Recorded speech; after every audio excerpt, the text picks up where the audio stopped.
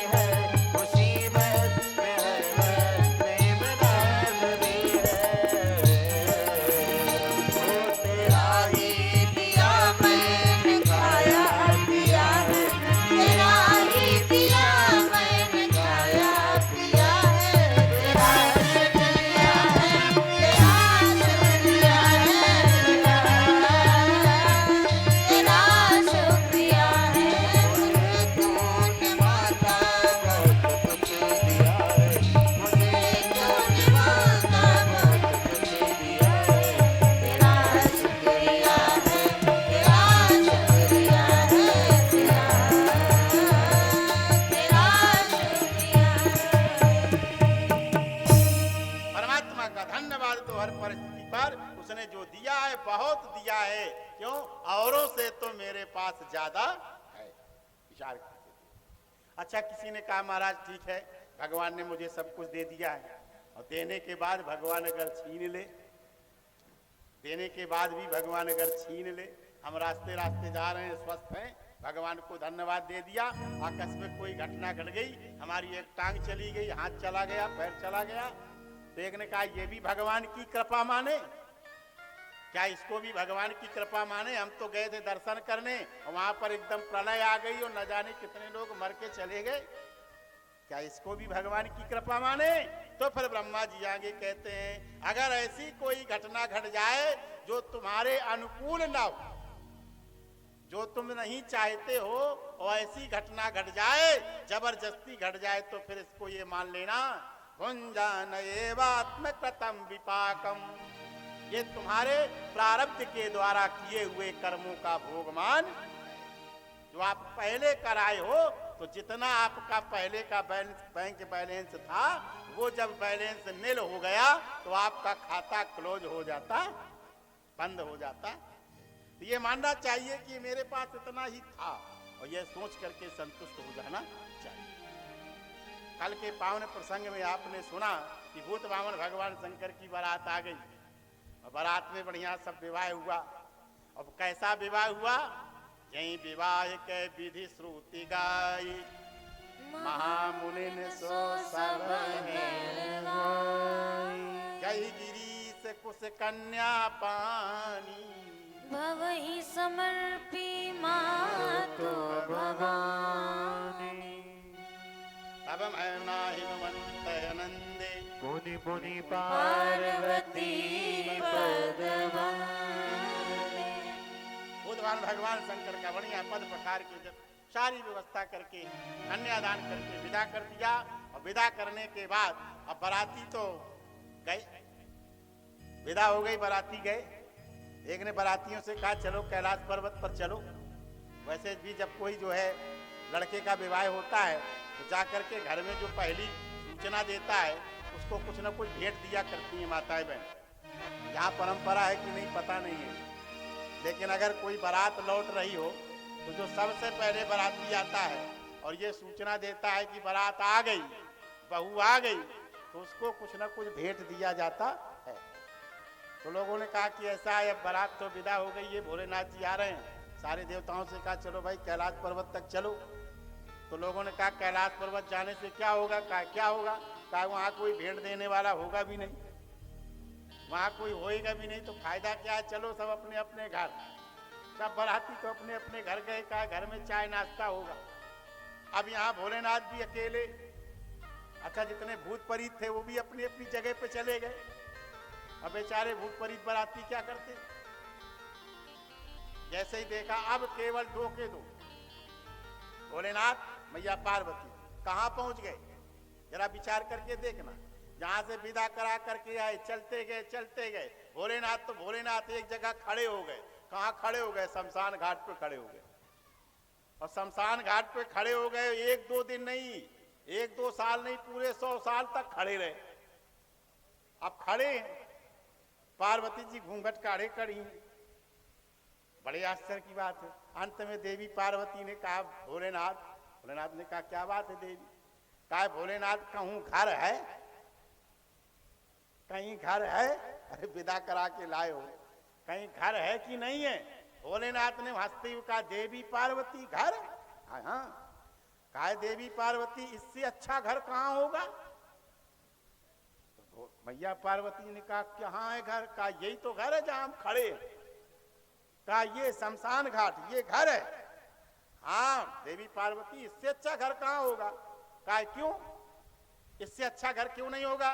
कहा देवी संसार के जितने घर वाले हैं सब अपना अपना घर छोड़ करके आखिरी में इसी घर में आते हैं। सब अपना अपना घर छोड़ करके आखिरी में सब इसी घर में आते हैं, इसलिए हमने दूसरा कोई घर बनाया ही नहीं कि क्यों छोड़ करके जाना पड़े। ऐसा घर बनाओ जो कहीं छोड़ के ही ना जाना पड़े। क्यों भाई? वो ज्यादा अच्छा है कि स्थायी घर बनाना ज्यादा अच्छा है कि अस्थायी घर बनाना ज्यादा अच्छा? अच्छा प्रेम किससे होना चाहिए, स्थायी घर से कि अस्थायी घर? स्थायी घर से प्रेम होना चाहिए। तो ये जितने भी महल बने हैं ये स्थायी है कि अस्थायी? 2 खंड 4 खंड 5 खंड की बिल्डिंग जो बनी है ये स्थायी है कि अस्थायी? ये तो कुछ दिन के लिए रहने के लिए है। बनाने वाले ने जिंदगी भर की मेहनत कमाई, 50-60 साल 70 साल की मेहनत को लगाया, 4 खंड की बिल्डिंग तैयार की और 70 साल की मेहनत उसमें लगा दी और खुद 7 साल नहीं रह पाता है, खुद रह नहीं पाता है, उसे दूसरे घर में छोड़ करके जाना पड़ता है। देवी पार्वती जी यही सबसे बड़ा घर है, शमशान। अच्छा, जैसे ही देखा शमशान है, हाँ। एक ने कहा देवी पार्वती एक बात बताओ। कहा क्या? पूर्ण कहा महाराज जरा देखा जाए संसार कैसा है, ये संसार के लोग कैसे हैं? तो भोलेनाथ ने कहा देवी पार्वती चिंता मत करो। कहा क्या? कहा तुम यहीं पर खड़ी रहो, धीरे धीरे करके ये सारा संसार यहीं पर आ जाए, धीरे धीरे करके ये सारा संसार यहीं पर आ जाएगा। जैसे ही पार्वती जी ने कहा, भोलेनाथ जी ने कहा कि बात को सुन करके अंत में पार्वती ने एक बात और कही, महाराज मुझे सारे संसार को देखना है। अब ये देख लेना प्यारे भाई बहन, संसार को जब आप देखने के लिए निकलोगे तो संसार के मन की कभी नहीं कर पाओ। भोलेनाथ ने कहा देवी पार्वती तुम यहीं बनी रहो तो ज्यादा अच्छा है, अगर संसार में जाओगी तो समस्या खड़ी हो जाएगी। अच्छा ऐसे कहा चलो अच्छा देखते हैं। भोलेनाथ और मैया पार्वती जैसे ही गए, रास्ते में चलने लगे, नंदी बाबा पर सवार हो गए दोनों, और जैसे ही सवार हो गए संसार को देखने के लिए गए, तो जैसे ही नंदी बाबा पर सवार होकर के बनारस से निकले काशी के, जैसे ही मणिकर्णिका घाट से निकले और निकल करके आए और जैसे ही भदोही पर आए तो वैसे ही बीच गांव के लोगों ने देखा और देखते ही कह दिया हे भगवान कितना कलयुग आ गया है, इसे जरा भी शर्म नहीं आती है, ये बूढ़ा बैल है और बूढ़े बैल के ऊपर दोनों को दोनों मुसंडे बैठे हुए, बूढ़े बैल के ऊपर बैठे, जरा भी दया नहीं आती है बैल के ऊपर। भोलेनाथ ने कहा देवी पार्वती को सुना? पार्वती ने कहा हाँ महाराज सुना, हम दोनों इस बूढ़े बैल पर बैठे हुए हैं और लोग सही कह रहे हैं, जीवों पे दया करनी चाहिए, हम दोनों लोग बैठे हैं और इसके ऊपर बैठे हैं। तो कहा फिर क्या करें? कहा ऐसा करो एक व्यक्ति बैठे एक व्यक्ति पैदल चले। कहा ठीक है। तो कहा चलो ठीक है, तुम बैठोगी कि हम? तो पार्वती जी ने कहा महाराज तुम ही बैठ जाओ, हम पैदल चल रही हैं, तुम बैठ जाओ। भोलेनाथ जी बैल पर बैठ गए और आगे बढ़े, तैसे ही दूसरे गांव पर जैसे ही पहुंचे तो गांव वालों ने कहा देखा देखा देखा, इसको शर्म नहीं आ रही है, ये किसी की बेटी को विवाह करके लाया है और खुद तो बैल पे बैठा और इसको पैदल चलवा। पार्वती ने कहा महाराज कुछ सुना? भोलेनाथ ने कहा हाँ हमने तो सुना, तुमने सुना?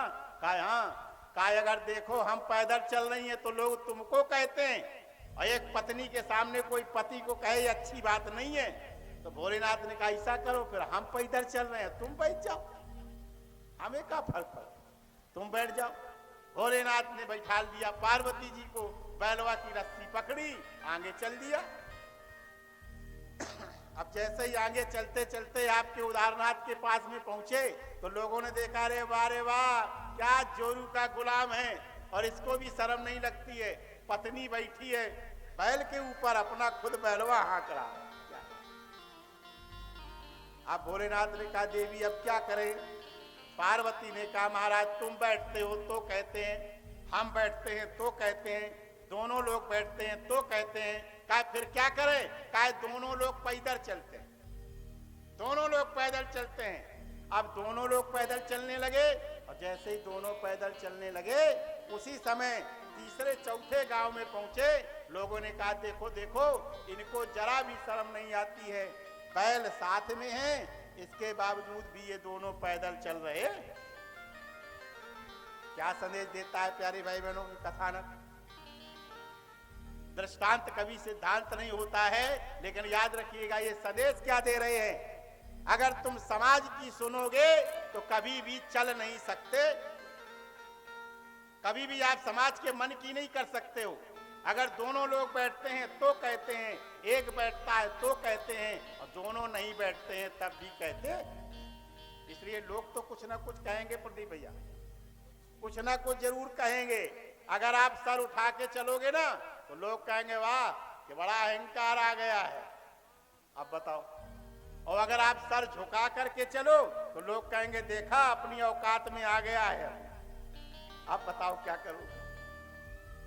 सर उठा करके अगर चलोगे तो कहेंगे बड़ा अकड़ रहा है, और अगर सर झुका के चलोगे तो कहेंगे अपनी औकात में आ गया है, और अगर तुम इधर उधर करके चलोगे तो कहेंगे बड़ा ताक झांक कर रहा है।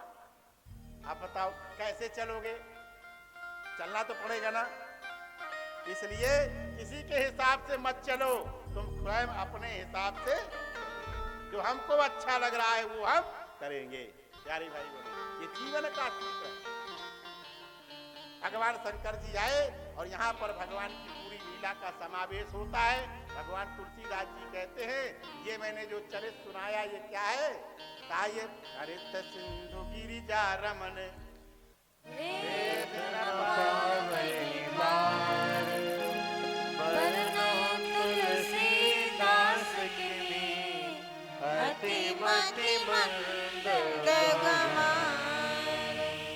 ये तुलसीदास जी की क्या हिम्मत है जो भगवान शिव के चरित्र को कहने की क्षमता है कि समुंदर है।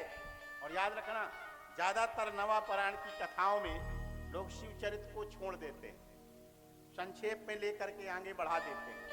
लेकिन यथार्थ सत्य है राम कथा सुनने के पहले अगर आपने शिव की कथा को अच्छे से सुना है तो फिर राम की कथा आपके भीतर अपने आप प्रवेश कर जाएगी। क्यों? बिनु छल बेस्वर नाथ पद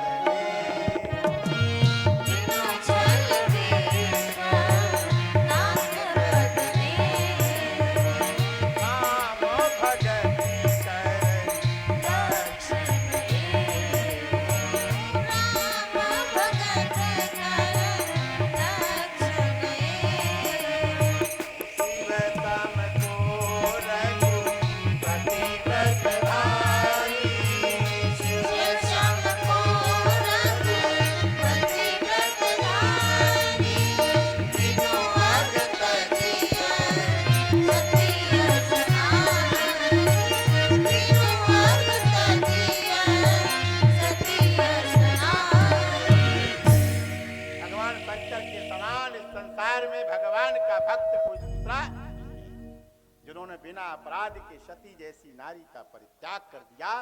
ऐसे भूत भावन भगवान शंकर के द्वारा ये पावन राम कथा का प्रस्फुटन हो रहा है। और याद रखो जो जिसका भक्त होता है वो उसके गुणों को भली भांति जानता है। जो जिसका भक्त होता है। आज भूत भावन भगवान शंकर बड़े आराम से बैठे हुए, कैसे बैठे हैं?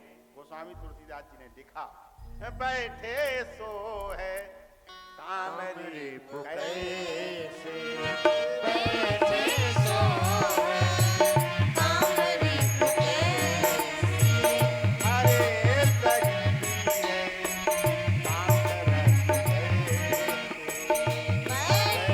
सो कामरी कैसे बैठे सो कामरी कैसे हरे शरीर सांग रस जैसे हरे शरीर सांग रस जैसे।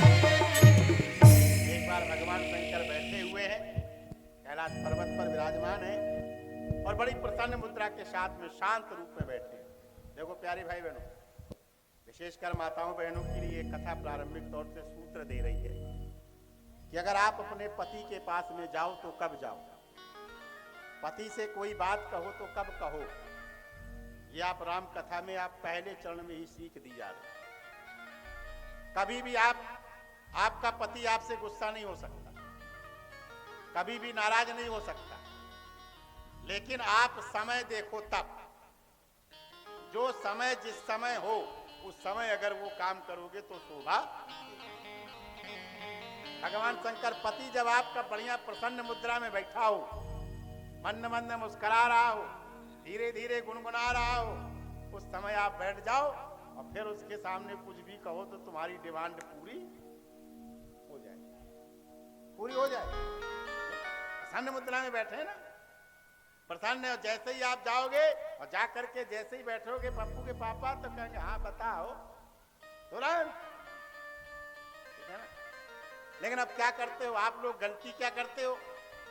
गलती ये करते हो कि दिन भर का थका मांदा, थका हारा बेचारा पति बाहर से आता है, दिन भर की टेंशन, बाहर की तमाम 50 लोगों की बातों को सुनना, और सारी टेंशन लेकर के घर में आया और बैठा नहीं कि तुरंत अपनी डिमांड हाजिर, और तुरंत जहां से अपनी डिमांड बताई तो फिर पति यही कहता है दिमाग खराब ना करो, तुम जाओ चूल्हे में, तुम्हारी जाए डिमांड बोला है कि नहीं?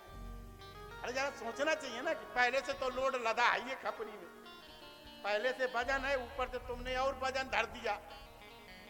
और वजन कैसा? ये तुम्हारी अम्मा ऐसी, तुम्हारी जिज्जी ऐसी, तुम्हारे भैया ऐसे, ये और खपरी। अच्छा सबसे बड़ी आदत ये और होती है त्रिपाठी, माताओं बहनों की आदत होती है कि पति जब खाना भोजन करने के लिए बैठेगा तो एक कौर खाएगा नहीं, खाना शुरू किया नहीं कि तुरंत तुम्हारी बहनी ऐसी, तुम्हारी अम्मा ऐसी, आप बताओ, है ना। तो अब बताओ भोजन करेगा कि ज्वालामुखी फेंकेगा वो? डिमांड कब रखना चाहिए, सोचने वाली मुद्रा। ये हमारे आपके विवेक पर निर्भर करता है। अब आज जैसे ही भगवान शंकर बैठे हैं, पार्वती ने देखा, गोस्वामी जी लिख रहे हैं, पार्वती भल अवसर जान, पार्वती भल अवसर जानी, पार्वती माइक मास्टर क्या देखते हो तुम्हें? ये बोल नहीं रहे, कथा बंद कर दी जाए क्या?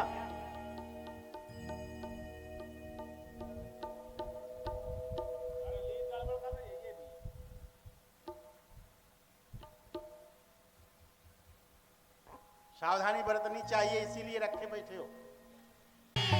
भल अवसर जानी, कैया शंभु पहि मातु भवानी, पार्वती भल अवसर जानी, पार्वती भल अवसर जानी, कैया शंभु पहि मातु भवानी, कैया शंभु पहि मातु भवानी।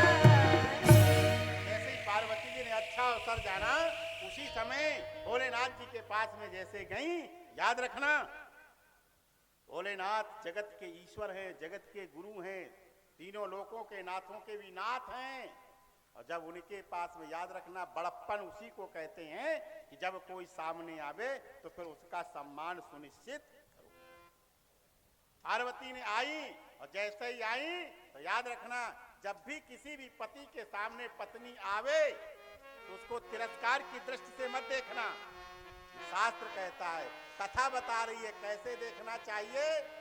जानी प्रिया अति आदर कीन्हा, जानी प्रिया अति आदर कीन्हा, पाम भगया संग दीन्हा, जानी प्रिया अति आदर कीन्हा, जानी प्रिया अति आदर कीन्हा, पाम भगया संग दीन्हा, पाम भगया संग दीन्हा।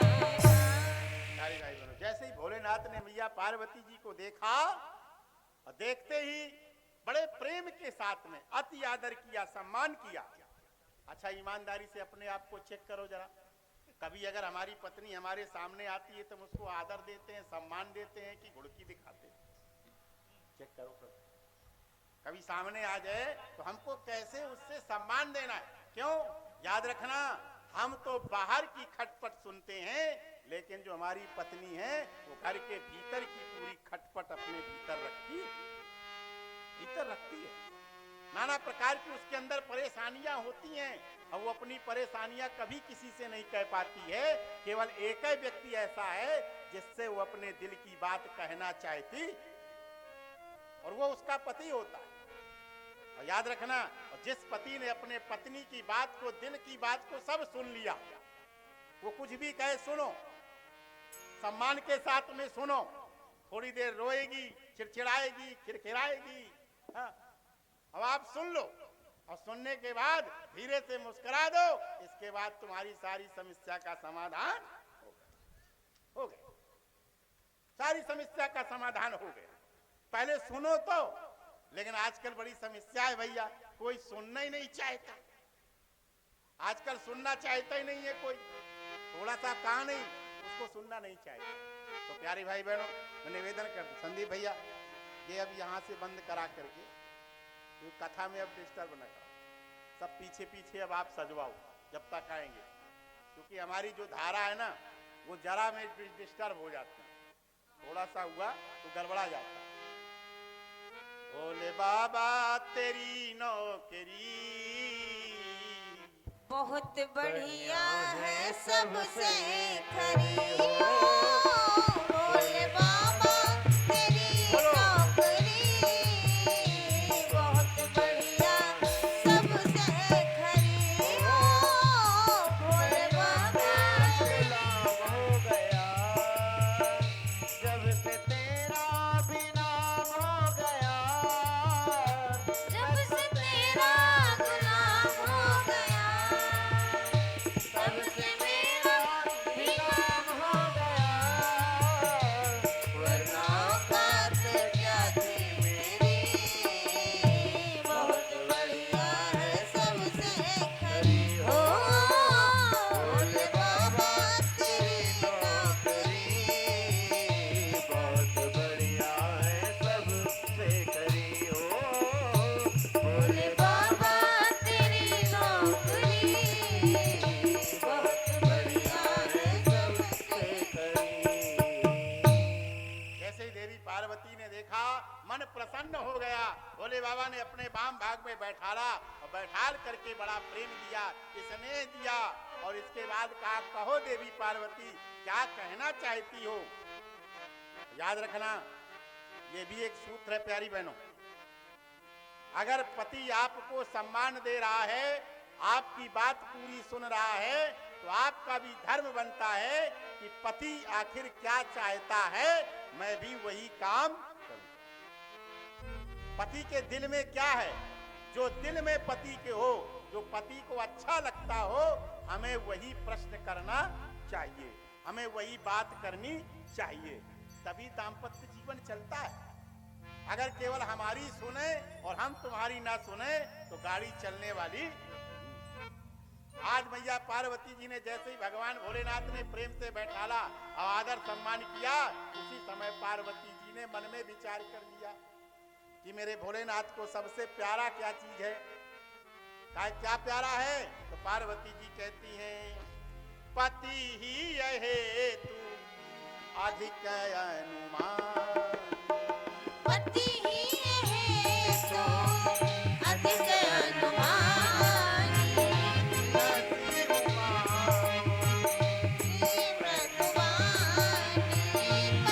ही है तो अधिक अनुमानी। पति ही है तो अधिक अनुमानी।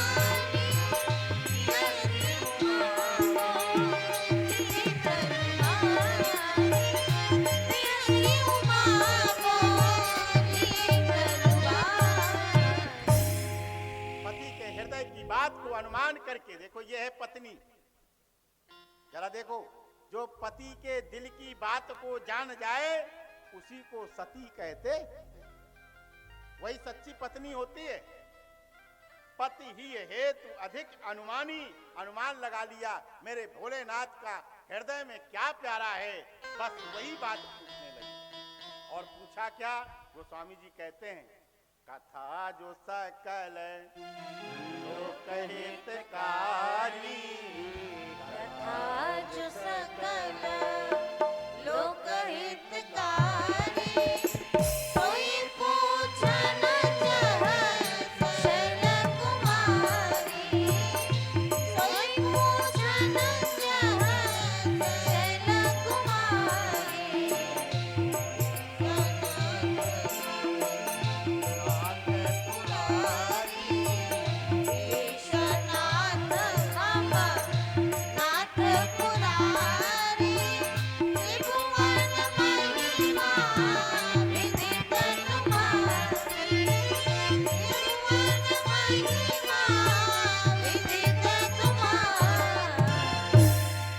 भोलेनाथ जो कथा संसार के लोक कल्याणकारी है, कथा जो सकल लोक हितकारी, सोई पूछन चै शैल कुमारी।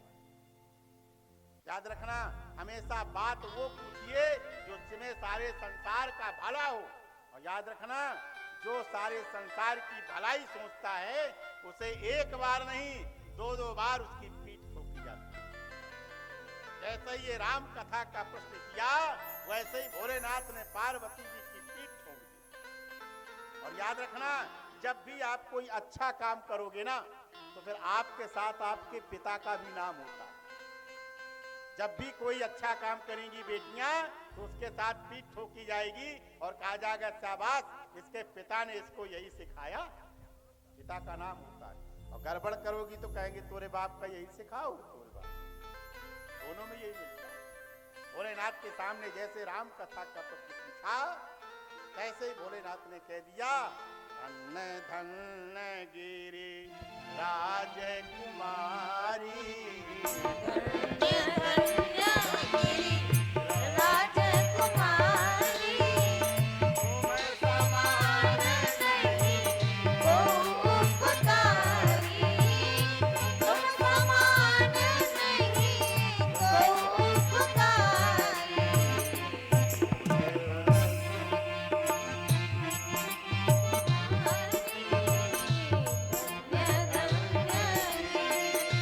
राजकुमारी, तुम समान नहीं को उपकारी, तुम समान नहीं को उपकारी।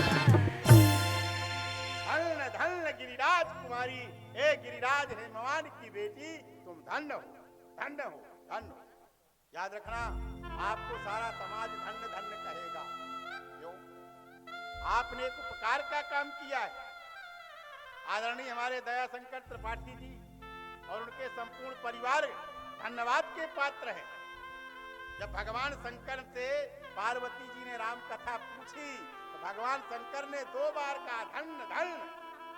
तो एक बात बताओ, अगर आप सब लोगों को राम कथा सुनवाई है, परिश्रम किया है, तो प्रदीप त्रिपाठी जी, संदीप त्रिपाठी जी और पूरा परिवार बोलो धन्यवाद का पात्र है कि नहीं है? है कि नहीं है? इसीलिए ये धन्य धन्य है। और याद रखना, धन्य कौन है? खानदान में वो कौन व्यक्ति धन्य है? भगवान शंकर से पूछा, महाराज कौन व्यक्ति इस संसार में धन्य है? याद रखना, न ब्राह्मण धन्य, न क्षत्रिय धन्य, न वैश्य धन्य, न शूद्र धन्य। कौन धन्य है? कौन सा खानदान धन्य है? तो भगवान शंकर कहते हैं, ओ कुल धन्य जगत पूज्य सो पुनीत,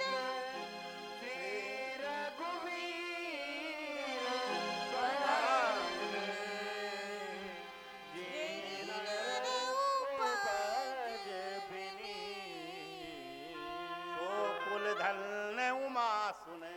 हे पार्वती, वह खानदान धन्य है और वही खानदान पूजनीय है। जगत पूज्य सुपुनीत। कौन से खानदान की पूजा करनी चाहिए? कौन से खानदान धन्य है? भगवान शंकर कहते हैं वही खानदान धन्य है और वही खानदान पूजनीय है जिसके खानदान में श्री रघुवीर परायण यही नर उपज विनीत। जिसके खानदान हिंदुस्तान में भगवान का भक्त पैदा हो जाए, भगवान का कथा, भगवान की कथा सुनने वाला हो जाए और भगवान की कथा सुनाने वाला।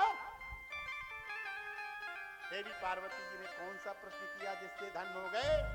पूछे रघुपति कथा प्रसंग पूछे रघुपति कथा प्रसंग सकल लोक जगत पावन गंगा सकल लोक जगत पावन गंगा।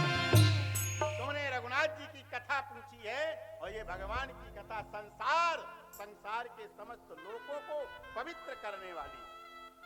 और याद रखना, दोनों गंगाओं का उद्गम स्थल कौन है?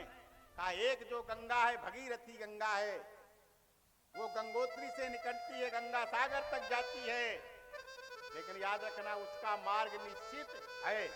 उस गंगा में नहाना है तो आपको उस गंगा के दरवाजे तक जाना पड़ेगा, अपना सब कुछ खर्च करके जाना पड़ेगा।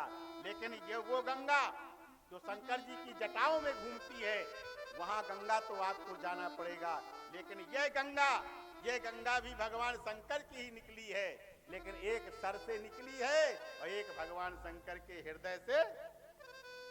रची महेश मन मानस लाखा, रची महेश मन मानस लाखा, पाय सुसमय शिवासन भाषा, पाय सुसमय शिवासन भाषा। भगवान शंकर ने अवसर पा करके मैया पार्वती जी को सुनाया और पार्वती जी ने कहा, महाराज भगवान ब्रह्म हैं तो राजा के लड़के कैसे हो गए?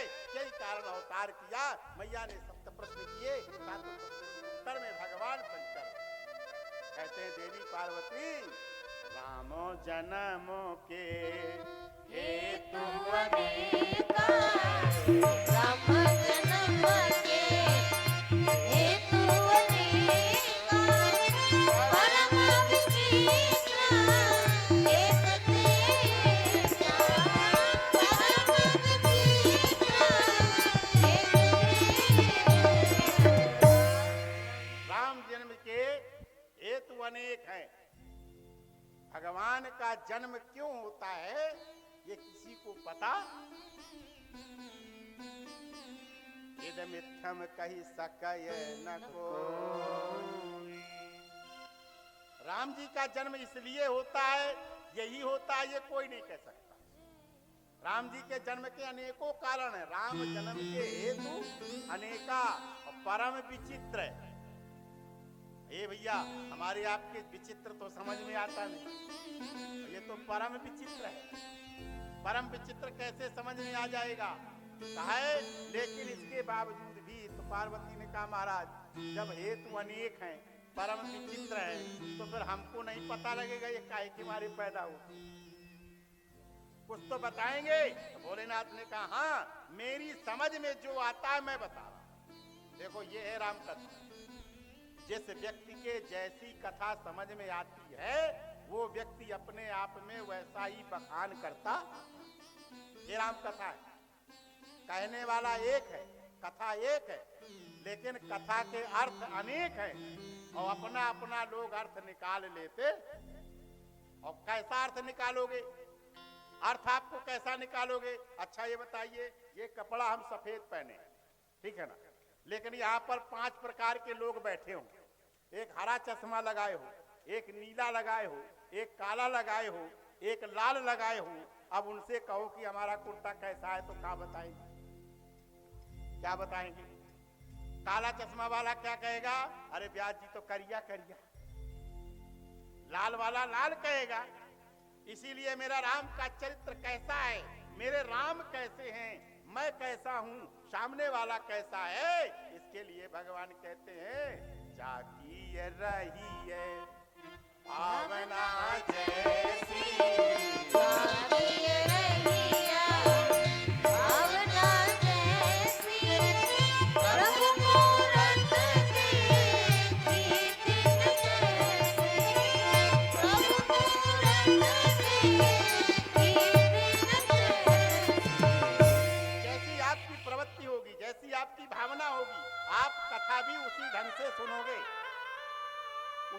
सारे कथा का अर्थ भी लोगे, जैसे आप देख लेना, यहाँ पर आगे जब अयोध्या कांड आएगा, प्रभु श्री राम का जन्म हो जाता है, तो राम जी के जन्म के उपरांत राम जी गुरुगृह पढ़न गए रघुराई, अल्पकाल विद्या सब आई। सारी विद्या पाने के बाद भी रनिवास में नित्य ऐसा समय होता था कि सत्संग कराया जाता था। राजा दशरथ जी के दरबार में रनिवास में वशिष्ठ जी रोज आते थे और कोई न कोई कथा सुनाया करते थे। वेद पुराण वशिष्ठ बखाने सुनहि राम वेद और पुराणों की कथा सुनाई जाती थी। याद रखना, सारी कथाएं रानियां सुनती थी, पूरा रनिवास सुनता था, पूरी प्रजा सुनती थी। लेकिन सुनने के बाद भगवान राम भी सुनते थे, लक्ष्मण भरत शत्रुघ्न सुनते थे, लेकिन राम जी क्या करते थे? जरा देखो, राम जी आप सुने अनुजई समझावे। आप सुनते थे, इसके बाद अपने भाइयों को समझाते थे कि ऐसा ना हो, इसका अर्थ ये है और तुम कहीं इसका दूसरा अर्थ ना ले ले। कैसे समझाते थे, जरा एक छोटा सा उदाहरण देकर की कथा बढ़ाता हूं आगे। एक बार भगवान वशिष्ठ जी ने रनिवास में कद्रू बिंता की कथा सुनाई। वेद पुराण की कथा है और कद्रू बिंता की कथा सुनाई। उस कद्रू बिंता की कथा किसने सुनी? कैकेयी ने सुनी, मंथरा ने सुनी, भरत ने सुनी, लक्ष्मण ने सुनी, राम ने सुनी, सब ने सुनी। और कद्रू बिंता के बारे में आप जानते हो प्यारे भाई बहनों, ये दोनों सगी बहनें, और दोनों सगी बहनें महाराज ब्याही हुई हैं, और दोनों छत पर बैठी हुई है। दोनों एक ही छत पर बैठी है और क्या देख रही हैं? ऊपर सूर्य की ओर देख रही। सूर्य की ओर देखते देखते दोनों बहनों में आपस में बात विवाद होने लगा। एक कहती, बहन बहन देखो देखो देखो, सूर्य के घोड़े कितने सफेद हैं। दूसरे ने कहा, हाँ घोड़े सफेद हैं, पूंछ भी सफेद है। एक कह दिया, पूंछ भी सफेद है। उसने कहा, हाँ पूंछ भी सफेद है, हाँ। लेकिन एक बार उसके मुख से निकाल आया, कद्रू के मुख से आ गया कि पूंछ सफेद नहीं काली है। बहस में हो जाती है ना, जब तू मैं करते तो एक कहते नहीं ऐसा नहीं ऐसा, ऐसा नहीं ऐसा। अब उसके मुख से निकल आया काली, वो कहती नहीं काली नहीं, वो सफेद है। नहीं नहीं वो सफेद नहीं काली है। कहा लगा लो शर्त। अब लगाओ, दोनों बहनों में शर्त लग गई। शर्त क्या लग गई कि अगर पूंछ काली हुई तो तू मेरी दासी बन जाना, और अगर पूंछ सफेद हुई तो मैं तुम्हारी दासी बन जाऊंगा। दोनों में शर्त लग गई। कहा ठीक है चलो सवेरे देखेंगे। अब रात में आई, कद्रू के जो पुत्र हैं वो सर्प, कद्रू के पुत्र हैं सर्प, विंता के पुत्र है गरुण। विंता छोटी है, कद्रू बड़ी है। तो जैसे ही देखा, कद्रू ने अपने पुत्रों को, सर्पों को बुलाया, कहा बेटा इधर आओ। कहा क्या है माता? कहा जाओ सवेरा ना होने पावे और तुम सूर्य के जितने घोड़े हैं उनके घोड़ों की पूंछ में लिपट जाना, और लिपट जाना तो सर्प है काले, तो बोलो पूंछ कैसी दिखाई देगी? काली। अपनी बहन के साथ धोखा कर रही है ना। और सर्पों ने कह दिया ठीक है माँ, और सर्प चले गए। सवेरे सवेरे जैसे ही सूर्य उगा, उगे अरुण अवलोक उताता, उगे तो जैसे ही देखा वो काले काले सर्प लिपटे हुए। उन्हें तुरंत कद्रू ने बुलाया, विंता इधर आओ। कहा क्या? कहा देखो देखो, बोलो घोड़े की पूंछ सफेद है कि काली? विंता ने देखा। विंता ने कहा जी वो घोड़े की पूंछ तो काली है। कहा काली है तो तुम आज से अब मेरी दासी। अब जो रानी थी वो दासी बन गई। दोनों साथ में पत्नियां थी, अब एक दासत्व का काम करने लगी। कुछ दिन बाद करुण जी पैदा हुए। करुण जी ने जब देखा कि मेरी माँ दासी का काम कर रही है, करुण ने अपनी माँ से पूछा, माँ क्या कारण है? माँ ने पूरी बात बता दी। करुण को पता लग गया, अच्छा घोड़े की पूंछ तो सफेद है, लेकिन इसका मतलब है कि मेरी बड़ी माँ ने छल किया। पता लग गया कि सर्पों ने धोखा दे करके पूंछ में लिपट गए थे। बस करुण ने तो कहा माँ मुक्त करने का उपाय बताओ। फिर उन्होंने उपाय बताया कि अमृत लाओ तब हम उनको मुक्त करेंगे। तो वो कहानी आप देवी भागवत में अलग है कि अमृत लेने गए, फिर सर्पों को दिया, फिर उसको जाकर के रखा। वो कहानी कभी देवी भागवत सुनोगे तो पूरी कहानी पता लगेगी। अब इधर कहने का तात्पर्य क्या है? गरुण ने उसी दिन प्रतिज्ञा कर ली कि मेरे भाइयों ने मेरी माँ के साथ धोखा किया है, इसलिए मैं किसी भी भाई को जिंदा नहीं छोड़ूंगा। आप देखो सर्प और गरुण दोनों भाई हैं, यानी मौसी के लड़के हैं, लेकिन गरुण ने सारे संसार के सर्पों को खाना शुरू कर दिया। इतना भयंकर बैर हो गया। ये कथा सुनाई गई। अब इस कथा को सुनने के बाद क्या हुआ, संदेश आया। जब मंथरा से पूछा गया तुमने कथा सुनी, मंथरा ने कहा हाँ सुनी। तो कहा तुमने क्या सुनी? कहा हमने तो इतना देखा। क्या? कहा कद्रू बिन तई दीन दुख है और तुम ही कौशिला देव। मैं तो ये जान गई कि सौतिया डाय सबसे खराब होता है, सबसे खराब होता है। इसलिए वो तो ऐसी कथाएं उसने सौ रख।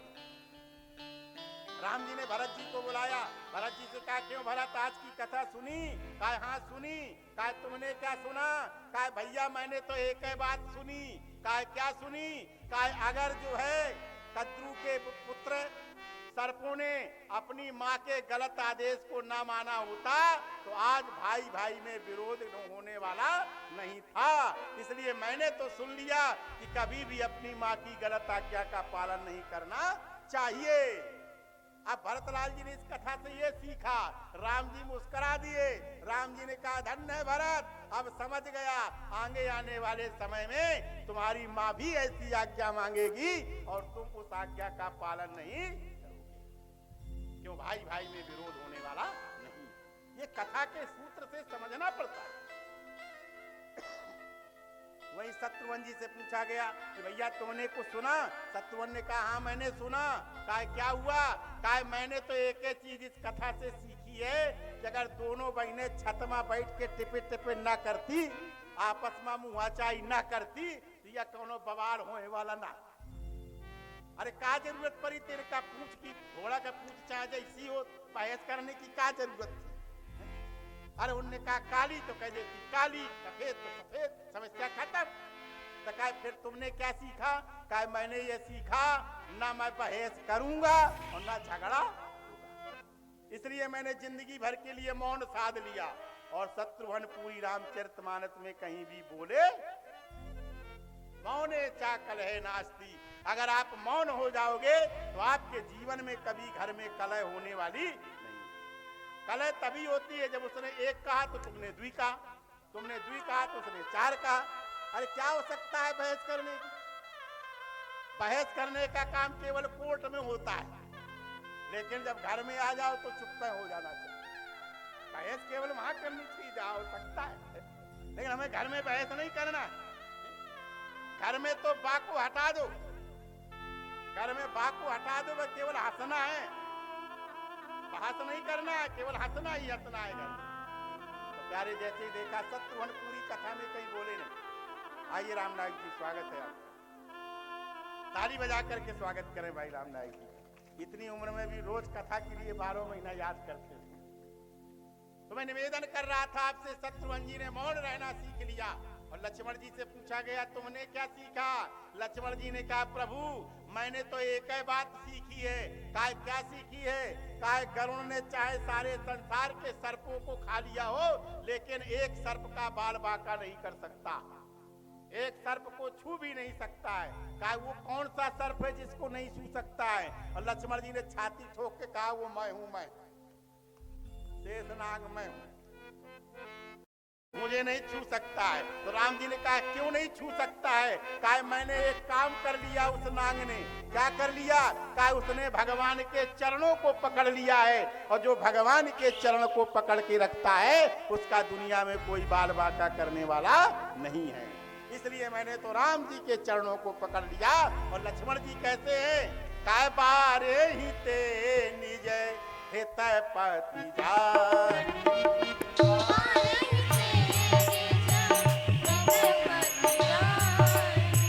लक्ष्मण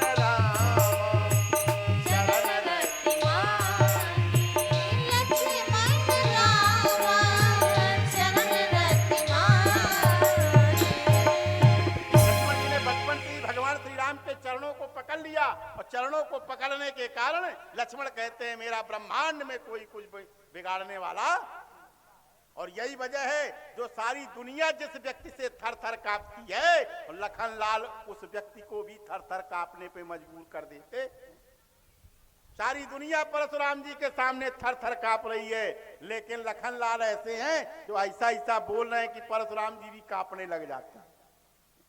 क्यों? परशुराम जी के लक्ष्मण की विशेषता है वो राम जी के चरणों को पकड़े हुए। और याद रखना, जो भगवान के चरण पकड़ लेता है सारा संसार उसके चरणों में दब जाता, सारा संसार दबता है। आज सारे संसार को, ब्रह्मांड को उठाने की क्षमता अगर किसी के पास है तो वह शेषनाग लक्ष्मण के पास में विद्यमान है। हम सारे संसार का बोझा उठा सकते हैं, मगर कब? जब हम भगवान के चरण पकड़े हो तब। दूसरी बात कही, भगवान राम से पूछा गया, महाराज हम सब ने तो बता दिया, तुमने भी कुछ सीखा, आपने इस कथा से क्या सीखा? तो भगवान राम ने कहा, बेटा मैंने तो बस एक ही सीख सीखी है। कहा क्या सीखा है आपने? कहा मैंने तो यही सीखा है, तत मत फिरिए आहाय जस भाग। तस मत फिरिया आहाय जस भागी। तत मत फिरिए आहाय जस भाग। तस मत फिरिया आहाय जस भागी। मैंने तो यही सीखा है कि जैसा होने वाला होता है वैसे ही आदमी की बुद्धि हो जाती। सब ये उसका खेल है परमात्मा का। ये सारा संसार का जो खेल है ना, वो उसका गजब का नाटक है। और याद रखना, जो नाटककार होता है वो इस संसार में आने के पहले ही पूरा नाटक लिख देता, पूरा खेल लिख देता है। किस व्यक्ति को किस घर में जाना है, कौन सा रोल अदा करना है। रावण आएगा, सीता चुराएगा, फिर मैं पीछे से आऊंगा, ये सारा का सारा नाटक पहले से लिख दिया। ये परमात्मा का एक अजीब दर्शन है प्यारे। इसीलिए तो कहते हैं, अरे लिखने वाले ने लिख दी कहानी तेरे हाथ में, बात में और लात में लिखने वाले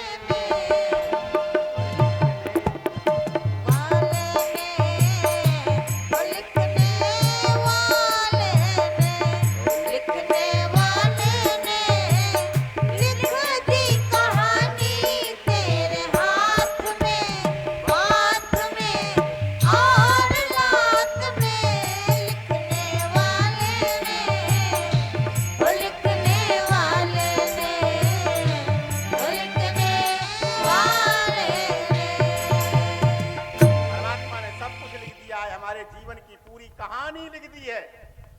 सब कुछ भगवान ने लिख दिया है। कहाँ लिखा है? आए तेरे हाथ में, यहाँ की रेखाओं में लिखा है क्या? हानि लाभ जीवन मरण यस अपयस विधिहास। सब कुछ उसने लिख दिया है हमारे हाथों। ये माथे की रेखाओं में लिख दिया है। क्या लिखा है? कहे मुनीत हेमवंत सुने जो विधि लिखाया देव धनुष नर नाग मुनि को न भेटन हार। सब उसने माथे में लिख दिया है, सब कुछ हाथ में लिख दिया है, पैरों की लकीरों में लिख दिया है। प्यारे भाई बहनों, फिर इसको हम कोई समझ पाता है क्या? इसको कोई जान पाता है क्या लिखा है? कोई न जांचे कोई न बाचे, कोई न अर्थ लगाए, कोई न बाचे कोई न अर्थ लगाए। कर्म लिखा सही सही जीव भोगे, कर्म लिखा सही सही जीव भोगे। काहे अश्रु बहाए, हाँ काहे अश्रु बहाए। लिखने वाले ने लिख दी कहानी तेरे हाथ में, हाथ में और लात में। लिखने वाले ने, वो लिखने वाले ने, वो लिखने वाले। सब कुछ उसने लिख दिया है। इसको कोई जान नहीं पाता है। प्यारे भाई बहनों, क्या लिखा है, आगे क्या होने वाला है, ये कोई नहीं जान सकता। एक बात और सुनो, अभी आपने इतना बढ़िया शिव चरित सुना। भूत वामन भगवान शंकर से पूछा गया, महाराज आप त्रिकालज्ञ हैं, नारद जी त्रिकालज्ञ हैं, भूत वामन भगवान शंकर त्रिकालज्ञ हैं। हाँ, कहा आप सब कुछ जानते हो? भूत वामन भगवान शंकर ने कहा, सती जी ने जो किया है मैं वो जानता हूं, जो हो गया है वो मैं जानता हूं। तो एक ने कहा फिर जो आगे होगा? तो भगवान शंकर ने कहा ये मैं भी नहीं जानता। ध्यान से सुन लेना कथा, इस कथा के सूत्र पर पहुंच जाना।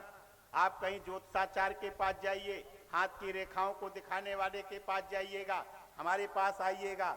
जो आपके जीवन में बीत गया है वो तो हर ज्ञानी बता सकता है, लेकिन जो आपके आगे होने वाला है वह केवल अनुमान है, कोई इद मिथ्यम सत्य नहीं हो सकता। नहीं बताया जा सकता है आगे क्या होने वाला है, केवल अनुमान लगाया जा सकता है। ठंडी ठंडी हवा चल रही है तो अनुमान लगा सकते हो कि कहीं ना कहीं बारिश हो रही। भगवान शंकर से भी पूछा गया, भगवान शंकर ने बताओ जो सती ने किया वो जान गए कि नहीं? तब शंकर देखे धरि ध्याना, और सती जो कीन चरित सब जान गए। लेकिन ये बताओ, जब सती आज्ञा लेकर के परीक्षा लेने के लिए जा रही हैं तो किसी ने भगवान शंकर से पूछा, महाराज अब क्या होगा, अब क्या होगा? तो शंकर जी ने कहा इतना तो मुझे पता है कि गड़बड़ होगा, इतना तो पता है कि सती का कल्याण नहीं है, विधि विपरीत भलाई नहीं। तो एक ने कहा महाराज ये भी बता दो क्या भला नहीं होगा? जब भलाई नहीं होगी तो ये बता दो आखिर बुराई क्या होगी, कुछ बताओगे? तो भगवान शंकर ने कहा बस यही तो नहीं बता सकता हूं, अगर मैं जानता तो रोक ना देता। क्या होने बताओ? जब शंकर जी अगर इतना जानते कि ये होने वाला है, अगर सती सीता का भेष बना लेगी तो शंकर जी कह देते देवी पार्वती दुनिया में कौशल्या कैकेयी बन जाना, लेकिन सीता ना बन जाना, इतना समझा देते, क्या दिक्कत? लेकिन नहीं, भगवान शंकर ने भी कह दिया हुई है सोई जो राम रचिरा।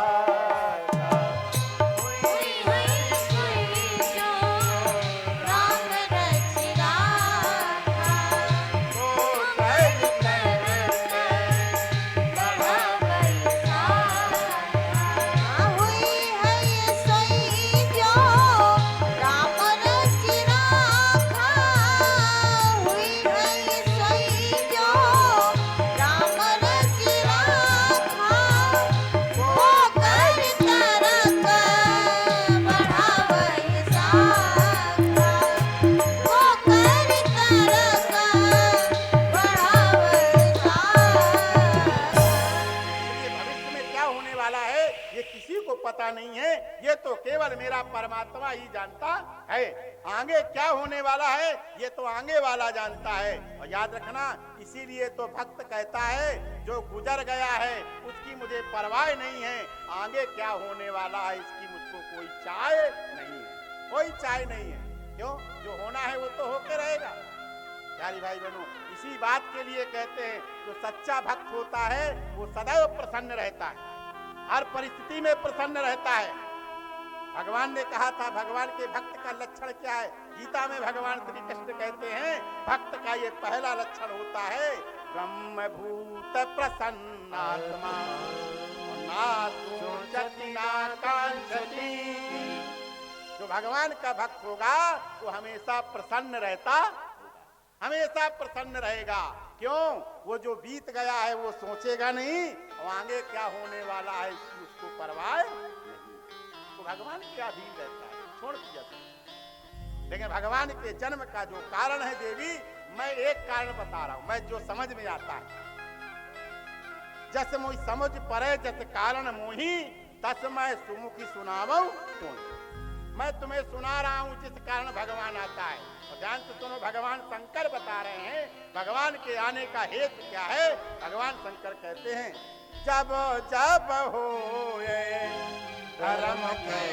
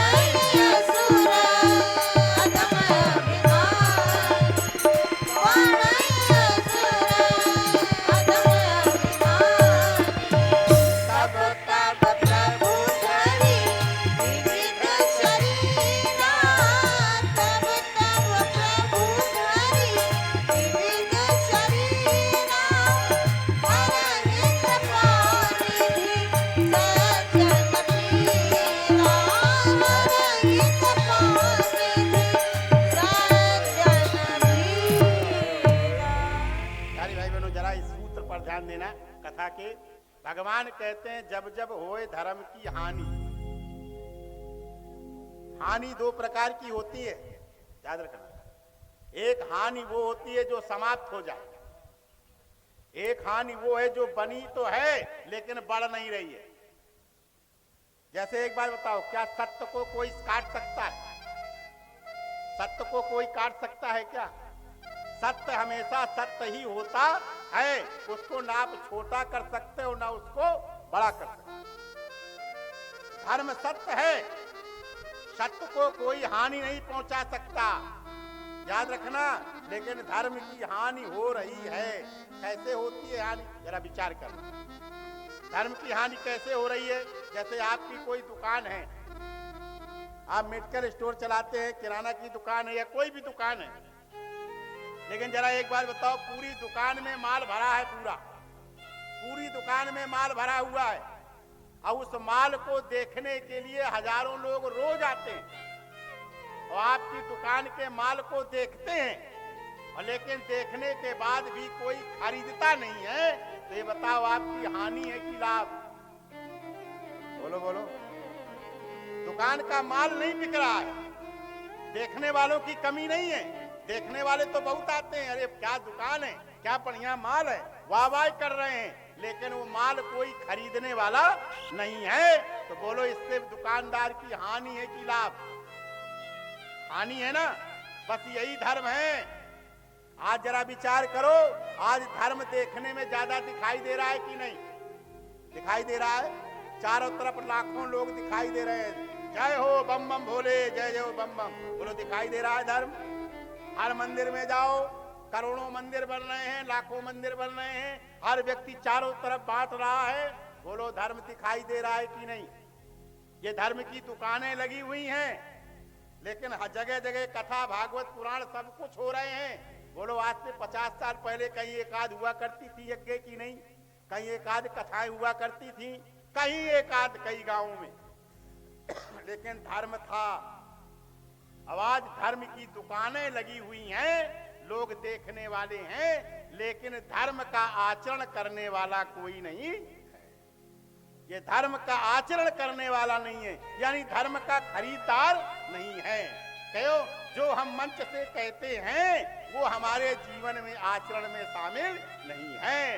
इसीलिए तो गोस्वामी जी ने कह दिया, पर उपदेश कुशल बहु तेरे, पर उपदेश कुशल बहु तेरे,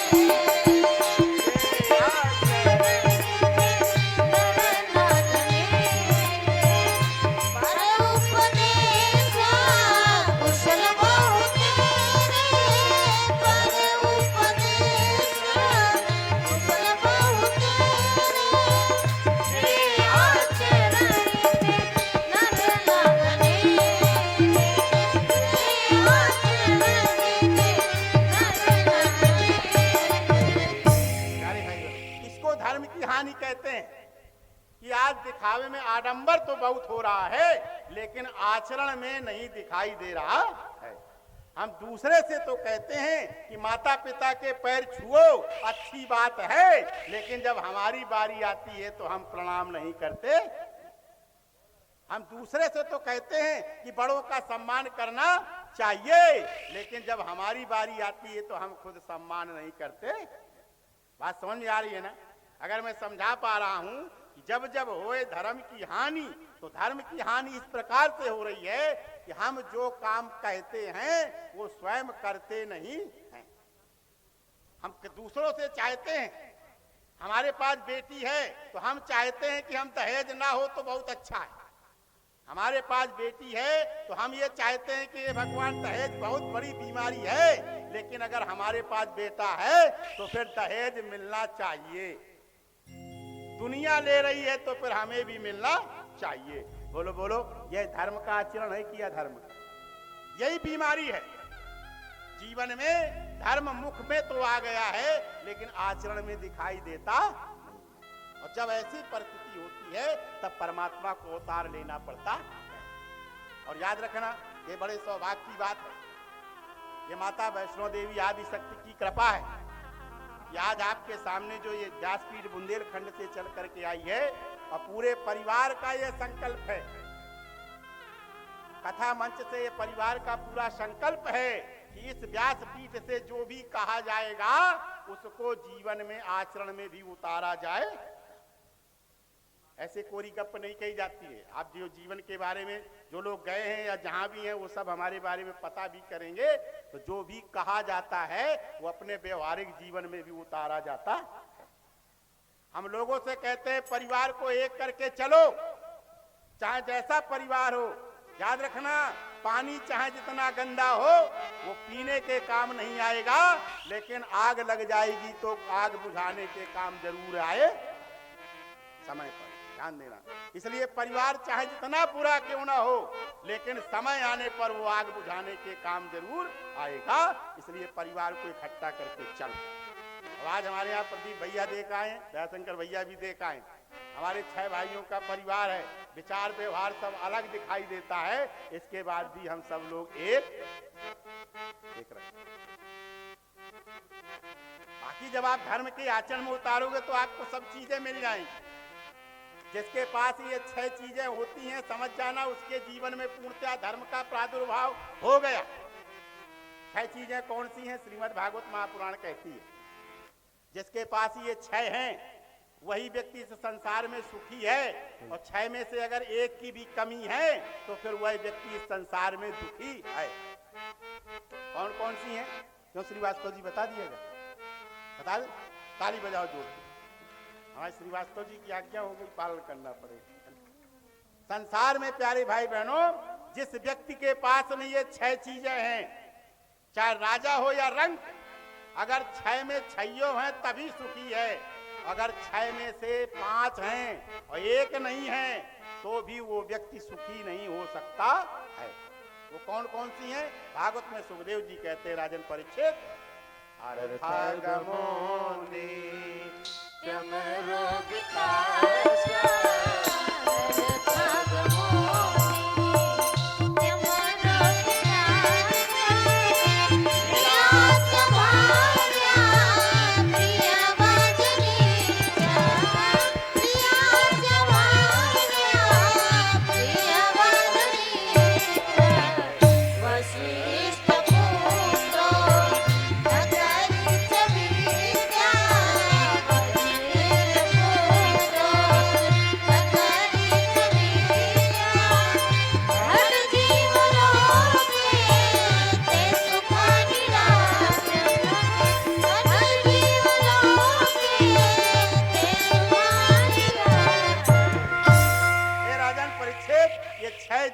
संसार में सुखी हैं। कौन?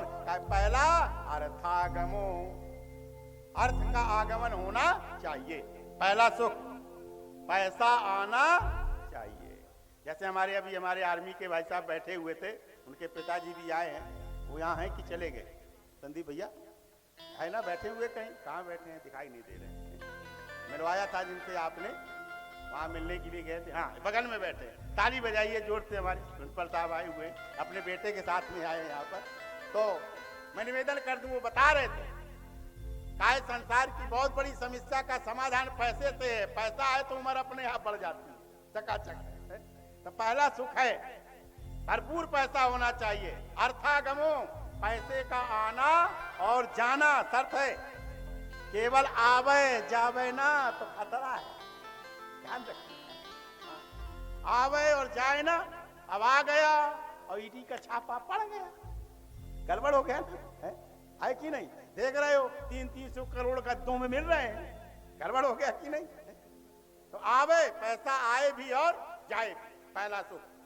अच्छा ये बताओ, एक ने कहा पैसा बहुत भरा पड़ा है हमारे पास, चकाचक है, कोई कमी नहीं है, लेकिन दूसरा सुख नहीं है। दूसरा कौन सा है? का नित्यम रोगिताचार, शरीर निरोगी होना। बोलो बोलो। अगर आपके पास पैसा खूब भरा पड़ा है लेकिन आपका शरीर रोगी है तो बोलो पैसा किसी काम का है? बहुत बढ़िया बढ़िया काजू किशमिश मेवा सब भरे हैं, आपके लड़का नाती बढ़िया बैठे बैठे रबड़ी खा रहे हैं, कचौड़ी पकौड़ी खा रहे हैं। एक ने कहा दद्दा तुम भी खाओ, दद्दा मुंह लटकाए बैठे, हम नहीं खा सकते।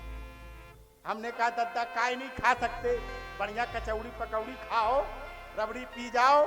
तो कहा हम नहीं पिएंगे। तो हमने को का पियोगे? कहा हम तो करेला का जूस पिएंगे। अब बताओ, कच्चा करेला, लौकी का, बोलो सुखी हो? नहीं हो ना? है तो शरीर निरोगी होना चाहिए, चकाचक जो भी आ जाए सब खाओ। लेकिन इसका मतलब ये नहीं कि पड़वा खाओ, भैंसा खाओ, ना ना ना ना, खाने वाली चीज खाओ। दूसरा सुख, शरीर निरोगी होना चाहिए। अच्छा, पैसा भी आपके पास है, शरीर भी स्वस्थ है, लेकिन तीसरा सुख नहीं। अब तीसरा सुख क्या है? काय प्रिया च भार्या प्रिय राधनीचा। काय महाराज पैसा हो, शरीर स्वस्थ हो और बढ़िया बढ़िया ब्याह भी हो। अब बताओ, पैसा है, शरीर है, लेकिन ब्याह नहीं भाई। और अगर शादी नहीं हुई है तो व्यक्ति सुखी नहीं है। समय आने पर उसको इस दुख का एहसास होगा। तो काय महाराज ब्याह हुई जाए, ये तीसरा सुख हो गया। काय ब्याह हुई जाए अगर पत्नी सूप न खा जैसी होता हो, बोलो बोलो सुखी हो? नहीं ना? तो काय फिर पत्नी कैसी हो? काय प्रिया च भार्या, प्रिय पत्नी हो। एक ने कहा महाराज हम पत्नी बहुत प्रिय है, हम अपनी पत्नी को बहुत प्यार करते हैं, लेकिन हमका पत्नी हुरसा लेके मारे। बोलो सुखी हो कि नहीं? भाई तुम तो ठीक है, पत्नी हो गई, आप पत्नी को बहुत प्यार भी करते हो, और आपने अपने पत्नी से कहा ए पप्पू की अम्मा पानी पियाओ, और वह कह दे वह धरवत तो ठूस ले। बोलो बोलो सुखी हो? नहीं हो ना? अरे तो क्या है मतलब, आप अगर पानी मांगो तो वो इतने प्रेम से दे कि एक लोटा की जगह आप 2 लोटा पी। मीठा बोलने वाली हो, प्रिया च भार्या प्रियवादिनी। लेकिन कहा महाराज पत्नी भी बहुत अच्छी है, मीठा भी बोलती है, लेकिन अब ये बताओ पांचवा सुख नहीं है। पैसा है, शरीर स्वस्थ है, पत्नी है, प्रिय पत्नी है, लेकिन अब पांचवा सुख नहीं है, तो चारों सुख बेकार। वो पांचवा कौन सा सुख है? हमारे बुंदेलखंड में गाना गाया जाता है, क्या? काया रे ललन बिना गुदिया ना सोए राजा।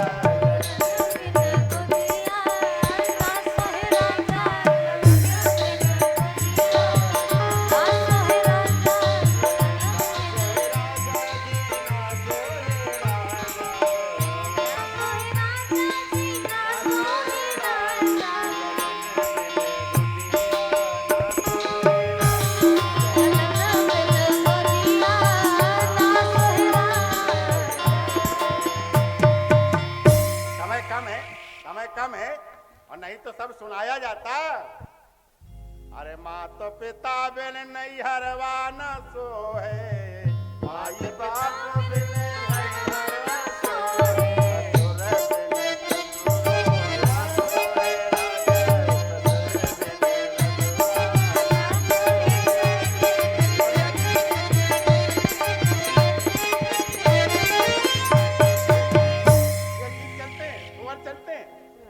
तो याद रखना, अगर आपके पास पैसा है, शरीर स्वस्थ है, पत्नी है, प्रिय पत्नी है, लेकिन अगर आपकी गोदी में खेलने वाला कोई लला या लली नहीं है, तो फिर आप सुखी नहीं हो सकते। बोलो हो जाओगे क्या? जब भी होगा तो जब राजा दशरथ को कष्ट हो गया कि मेरे भय गलानी मोरे सुत नहीं, तो फिर हम और आप भी किसके? तो कहा महाराज पुत्र होना चाहिए, पांचवा सुख है। लेकिन एक ने कहा महाराज पुत्र है, लेकिन पुत्र अगर धुंधकारी जैसा हो तो बोलो बोलो सुखी हो क्या? नहीं हो ना? अब पुत्र जो है कंस जैसा हो तो बापे का जेल में डाल दे, सुखी हो क्या? नहीं हो ना? तो कहा फिर पुत्र हो, लेकिन कैसा होना चाहिए? कहा वसष्टि पुत्रोर्थ करी पुत्र हो, लेकिन गुणवान पुत्र होना चाहिए, संस्कारवान पुत्र होना चाहिए, विद्यावान पुत्र होना चाहिए। और अगर ये 6 चीजें हैं तो फिर खड जीव लोके ते सुखानी का वही व्यक्ति इस संसार में सुखी है, अन्यथा कोई सुखी नहीं हो सकता। बात समझ में आई कि नहीं है?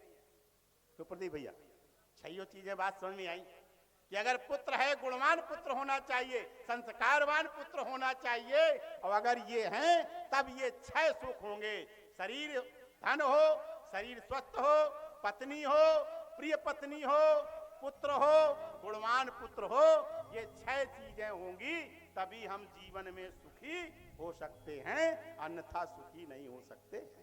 अब अपने आप को चेक करना, ये 6 में क्या क्या है आपके पास। और देखो हम हमारे में चेक करो, हम आपके सामने बैठे हैं, चेक करो, अल्ट्रासाउंड लगाओ हमारे पास, देखो ये छैयों की छैयों है कि नहीं। पहला अर्थागमो पैसा, बोलो रोज आ रहा है कि नहीं? आ रहा है ना? हमारे त्रिपाठी जी विदाई के समय लिफाफा पकड़ा के दे देंगे, है ना, वो भी मिलेगा। और रोज आ ही रहा है। हमारे श्रीवास्तव जी सुबह भी चढ़ाते हैं, शाम को भी चढ़ाते हैं, ठीक है ना। शरीर भी स्वस्थ है, बढ़िया चकाचक जो मिल आया सब खा जाते हैं। हमारे कल त्रिपाठी जी कह रहे थे महाराज जी कुछ और बने, और क्या खाया जाए, तो हमने कहा ये तो दाल सब्जी के अलावा होता क्या है? कहा नहीं और कुछ हो तो जो कही देते हैं वही बनवा देते हैं। अच्छा इनकी एक विशेषता है, इनका यही लगता है कि हम क्या खवा दें, क्या खवा दें नया, बढ़िया चकाचक बढ़िया कर पनीर बनाया, क्या रबड़ी क्या मेवा, तो देखो खाते भी बढ़िया है, शरीर भी स्वस्थ है। पत्नी आप देख ही रहे बगल में बैठी, हाँ। जब ये बोलती हैं तो लगता है कि कोई बोल रहा है, इनकी आवाज भी आप देखते भी होंगे। जब ये बोलती हैं तो लगता है कोई सुर बोल रहा है, और जब हम बोलते हैं तो ऐसा लगता है कोई पड़वा रेंग रहा है। बोलो फिर भी है कि नहीं? पत्नी भी ठीक है। बेटा आप देख ही रहे मार्तंड तिवारी जी हारमोनियम पर बैठे, बेटी आप देख ही रहे तेजस्विनी तिवारी। बोलो 6 के 6 चीजें हैं कि नहीं है? ठीक है ना, है ना? तो जोरदार ताली बजाओ फिर। अब ये भगवान से प्रार्थना हम करते हैं कि जैसे हमारे पास 6 हैं वैसे आप सबके पास भी होना चाहिए। लेकिन ये कब होगा? जब हमारे जीवन में धर्म का आचरण, जब तक हम जीवन में आचरण में नहीं उतारेंगे। जैसे आज आप लोग ये सब करते हो ना, ये जो 7 पीठे हैं सप्त ग्रहों के लिए है, और याद रखना ये 7 पीठों में जो चीजें चढ़ाई जाती हैं ये 7 लोगों के लिए दान में दी जाती है। राहु का दान कोढ़ियों को, केतु का दान अंधों को, बुध का दान कन्याओं को, शुक्र का दान विधवाओं को, गुरु का दान गुरुओं को, संतों को, ब्राह्मणों को, मंगल का दान होता है अपाहिजों को। ये अलग अलग 7 प्रकार के लोगों का 12 महीने दान किया जाता है। और याद रखना जो भी हम अनुष्ठान पूजन जो करते हैं, अगर इन पीठों का दान अपने घर में ले जाते हैं तो उनके घर में ही दरिद्रता निवास करती है। इसलिए ये जो आप लोग दान करते हैं ये सारा का सारा दान ये उन गरीबों में दान कर दिया जाता है।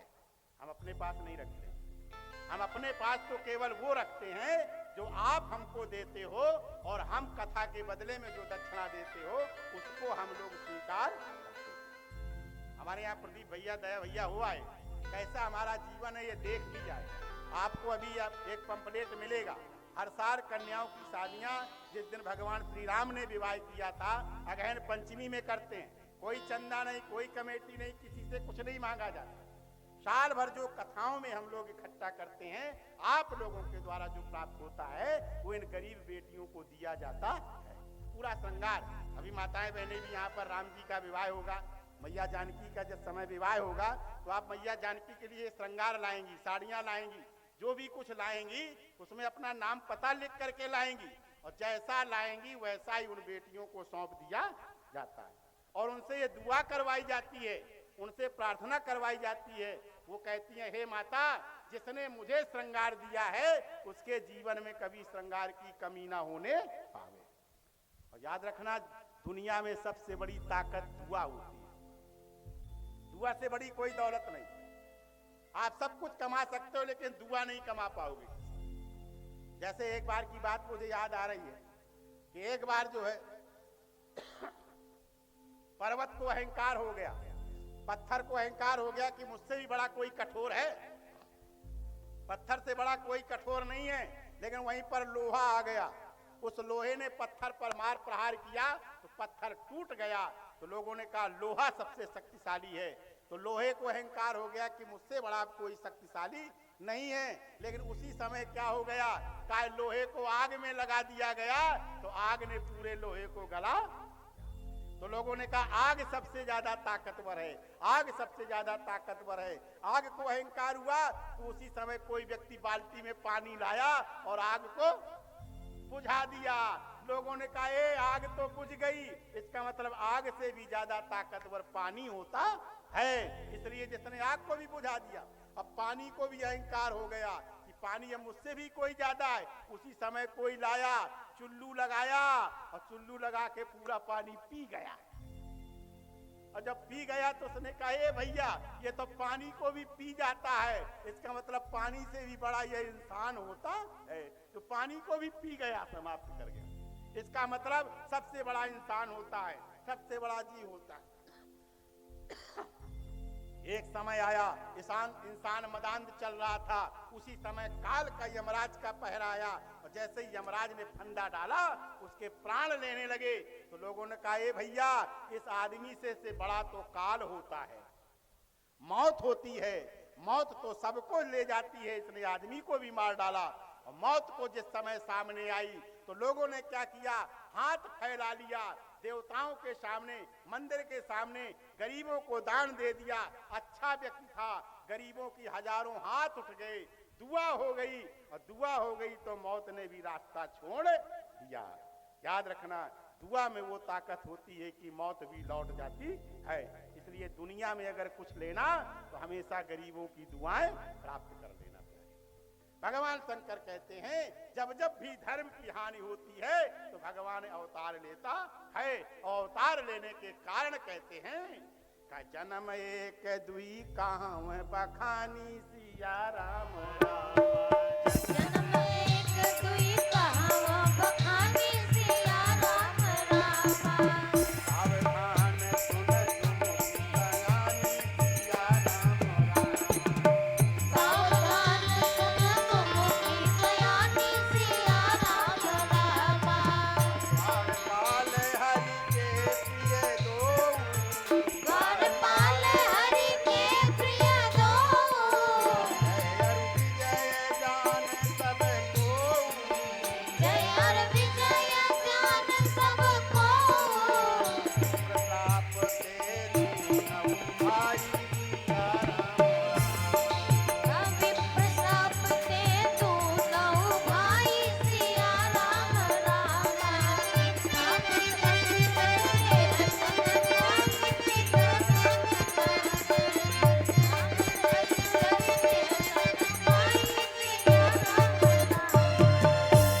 कारण बताते हैं जय और विजय को सनक सनंदन ने समत श्राप दे दिया, 3 जन्म तक के लिए उनको श्राप मिला। इस कारण भगवान को अवतार लेना पड़ा, हिरण्यकश्यप हरणाक्ष को। और यहाँ जलंधर रावण हुआ, उसके लिए अवतार लेना पड़ा, कनक हाटक लोचन। ये कहानी बताते बताते कहने लगे महाराज नारद श्राप दीन एक बारा सिया राम राम।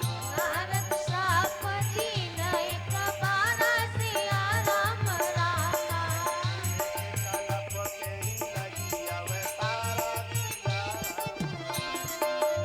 एक कल्प से ही लगे अवतारा सिया राम राम। एक बार नारद जी ने श्राप दे दिया, इसके कारण भगवान को अवतार लेना पड़ा। गिरजा ने नारद प्रसंग को सुना तो नारद प्रसंग को भगवान शंकर ने बड़े ही मार्मिक ढंग से सुनाया है। लेकिन यहाँ पर चूंकि राम जी की कथा होनी है, राम जी का जन्म होना है, इसलिए नारद जी का पूरा प्रसंग रामायण में पढ़ लेना। नारद जी गए हिमालय में तपस्या की, वहां पर कामदेव को जीता, अहंकार हो गया, शंकर जी को सुनाया, शंकर जी ने समझाया, नहीं माने। विष्णु जी के पास गए, विष्णु जी ने माया की, विश्व मोहिनी की। विष्णु जी से कहा हे भगवान मुझको बना दो सुंदर, और भगवान ने उनको बना दिया बंदर। याद रखना जो माया के पीछे दौड़ेगा, बनना चाहोगे सुंदर तो भगवान बना देगा बंदर, और बंदर से खींच गए, उन्होंने श्राप दे दिया तो अवतार लेना पड़ा। दूसरा कारण एक और कहते हैं का स्वयंभू मनु अरु सतरूपा सिया स्वयंभू मनु अरु सतरूपा सिया राम राम। हरि तरस सिया अनुपा सिया राम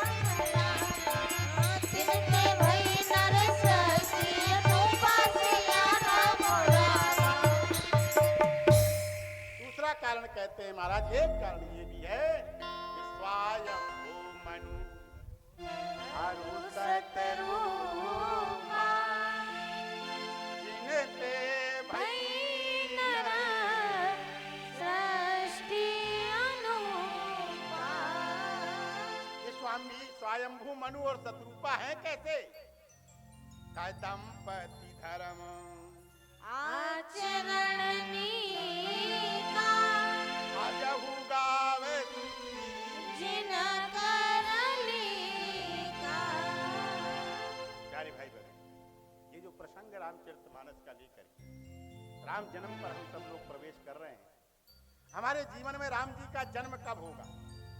और याद रखो, हमारे घर में राम खेलेंगे। राम माने आनंद, राम माने शोभा, राम माने शील, राम माने प्रतिष्ठा, राम माने शौर्य, राम माने पराक्रम। ये सारी चीजें हमारे जीवन में कब आएंगी? ये तब आएंगी प्यारे भाई बहनों, जब हमारे जीवन का आचरण स्वयंभू मनु और शत्रुपा जैसा। ये महाराजा मनु और शत्रुपा कैसे हैं? गोस्वामी जी ने कहा, पहला जो पति पत्नी का जो धर्म होता है, याद रखना, धर्म यही है, ये कोई नहीं कह सकता। इस चीज को गांठ बांध लीजिए। जो लोग कहते हैं महाराज ऐसा ही होता है, याद रखना, वो धर्म के बारे में बिल्कुल नहीं जानते। धर्म की परिभाषा देश काल परिस्थिति के अनुसार बदलती रहती है। जैसे भगवान श्री कृष्ण पैदा हुए, भागवत का एक छोटा सा प्रसंग कह करके मैं अपनी वाणी को विराम दूंगा कि भागवत जैसे ही भगवान कृष्ण पैदा हुए, भगवान प्रकट हो गए। वसुदेव हाथ जोड़े खड़े हैं। वसुदेव से भगवान ने कहा, हे वसुदेव, मुझको जाकर के तू गोकुल में छोड़ आ। वसुदेव ने हाथ जोड़ के कहा, महाराज मैंने प्रतिज्ञा किया है, मैंने कंस को वचन दिया है कि देवकी के समस्त लाल को तुम्हें सौंपूंगा। जिस समय मैंने देवकी के साथ में भावना डाली थी तो पत्नी को बचाना मेरा धर्म था। तो मैंने कहा तुम्हें देवकी से बैर है कि देवकी के पुत्रों से बैर है? तो कंस ने कहा था मुझे देवकी से कोई बैर नहीं है, लेकिन देवकी के बेटे से बैर है। तो कहा फिर? तो कहा मैंने ये प्रतिज्ञा कर दी थी कंस के सामने कि आप देवकी को छोड़ दो, मैं इनके पैदा होते हुए बच्चे को तुम्हें सौंप दूंगा। अच्छा, उस समय के वसुदेव की प्रतिज्ञा सत्य मानी जाती है। इतने बड़े सत्यवादी थे वसुदेव कि कंस भी उनकी बात को मान गया। कंस जैसा दुष्ट भी उनकी बात को मानता था कि वसुदेव ने जो कहा है वो करेंगे, और किया भी वसुदेव ने। लेकिन जब 8वां लाल आया तो भगवान कहते तू वहां नहीं, मुझको वहां छोड़ के आ। तो वसुदेव ने कहा, महाराज आपका अवतार किस लिए हुआ है? भगवान ने कहा धर्म की स्थापना के लिए हुआ है। तो वसुदेव ने कहा, महाराज पैदा होती है मेरा धर्म तोड़ रहे हो, पैदा होती है मेरा धर्म तोड़ रहे हो, और तुम्हारा अवतार धर्म के लिए हुआ। भगवान ने कहा क्या मतलब? कहा मैंने कंस से प्रतिज्ञा की है, कंस को वचन दिया है कि पैदा होती मैं देवकी के पुत्रों को तुम्हारे साथ लाऊंगा, और आप कह रहे हो गोकुल छोड़ आओ। तो बताओ मेरे उस धर्म का क्या होगा? अब भगवान कृष्ण ने कितनी सुंदर बात कही। भगवान कृष्ण ने कहा, वसुदेव एक बात बता, तूने अपने धर्म को बचाने के लिए 6 निरीह बच्चों की हत्या कर दी, क्या ये तुम्हारा धर्म है? जरा विचार करो। तुमने अपने धर्म को बचाने के लिए 6 निरीह बच्चों की हत्या करवा दी, क्या ये धर्म है? प्यारे भाई बहनों, वसुदेव निरुत्तर हो गए। हम अपने धर्म को बचाने के लिए दूसरे का धर्म नष्ट कर दें, क्या ये उचित है? नहीं है ना। यही बात तो भीष्म पितामह के सामने भी कृष्ण कर रहे हैं। ये भीष्म, तुमने अपने धर्म को बचाने के लिए तुमने आज द्रौपदी के धर्म को नष्ट करवा दिया, क्या ये धर्म है? बोलो बोलो। अगर भीष्म टंकार मार देते तो दुर्योधन की औकात थी कि जुआ हो जाता? धृतराष्ट्र की हिम्मत थी कि धृतकीड़ा हो जाती? नहीं। लेकिन अपने धर्म को बचाने के लिए मैंने दूसरे के धर्म को नष्ट किया। प्यारे भाई, बड़े सुंदर कथा का सारांश है, बड़ी गहरी कथा है, लेकिन समय की स्थिति है। लेकिन हम कथा के उन सूत्रों पर जरूर प्रवेश करते हुए जाएंगे। जब भी हमें स्वयंभू मनु बन जाएंगे, शत्रुपा बन जाएंगे, जिसके घर में दंपति धर्म हो जाएगा। दंपति धर्म का मतलब क्या है? एक होता है पति धर्म, एक होता है पत्नी धर्म। जब तक वो बेटी थी तो बेटी धर्म, बेटी के बाद जैसे ही वो पत्नी बन गई तो उसका पत्नी धर्म शुरू हो जाता। वो पत्नी धर्म, एक पति धर्म। तो कहे महाराज दोनों धर्मों को मिला दिया जाए तो फिर एक तीसरा धर्म बनता है, उसका नाम है दंपति। जब दोनों अपने अपने धर्म का पालन करते हैं तो फिर तीसरा धर्म शुरू हो जाता है, दाम्पत्य धर्म। याद रखना, आज हमारे आपके जीवन में यही कमी हो गई है। पति ये तो चाहता है कि पत्नी मेरी आज्ञा माने, मेरी सेवा करे, पति ये तो चाहता है। लेकिन अगर पति ये भी चाहने लगे कि मेरा भी कोई धर्म बनता है कि मैं अपनी पत्नी को संतुष्ट रखूंगा, तो फिर कभी विवाद होने वाला नहीं। हम सब अपने अपने लिए चाह रहे हैं। और याद रखना, जो अपने लिए केवल जीता है वो व्यक्ति कभी भी चैन से न रहता है और न रहने देता है। भागवत गीता का सार है, औरों के लिए जो जीता है, औरों के लिए जो मरता है, औरों के लिए जो जीता है, औरों के लिए जो मरता है, उसका हर आंसू रामायण, प्रत्येक कर्म ही गीता है, उसका हर आंसू रामायण, प्रत्येक कर्म ही गीता है। प्यारे भाई बहनों, रामचरितमानस का सूत्र है, औरों के लिए जो जीता है, औरों के लिए जो मरता है, उसका हर आंसू रामायण, प्रत्येक कर्म ही जीता है। हम जीवन में कहाँ जी रहे हैं, किस स्थान पर जी रहे हैं? हम किसी दूसरे का छीन करके जी रहे हैं। याद रखना, अगर तुमने दूसरे का छीना है तो फिर तुम्हारा चैन छिन जाए।